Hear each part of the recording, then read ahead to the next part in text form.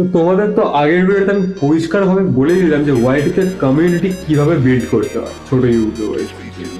কিন্তু এবার আমি তোমাদের আজকে সব থেকে ইম্পর্টেন্ট অ্যান্ড একটা ট্রিক জিনিস বলবো, যে জিনিসটা তোমাদের ব্রেন পুরো ম্যানিপুলেট করে ছেড়ে দিচ্ছে।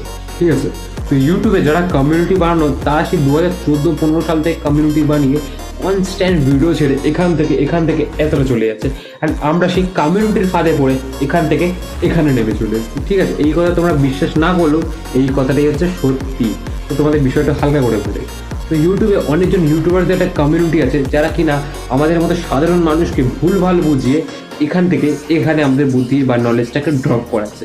ধরে নাও এক্সাম্পল স্বরূপ করোনা ভাইরাস, ধরে নাও এপস্টিন ফাইল, এগুলো হচ্ছে ভাইরাল টপিক, যেটা হয়েছে কিছু আড়াত অ্যান্ড আমাদের বোঝানো হচ্ছে কিছু আড়াত। ঠিক আছে, যেটা আমাদের নলেজটাও ডাউনফল চলছে অ্যান্ড আমাদের বুদ্ধিও ডাউনফল চলছে, কিন্তু তাদের সাবস্ক্রাইবার অ্যান্ড ভিউয়ার্স দেখে আমরা তাদেরকে মনোমুগ্ধর মতো দেখছি এবং আমরা নিজে সি হচ্ছি।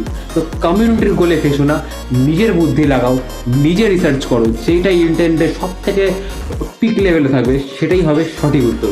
কোনো ছোটোখাটো বা বড় ইউটিউবারদের কমিউনিটির গোলে ম্যানিপুলেশন হয় না।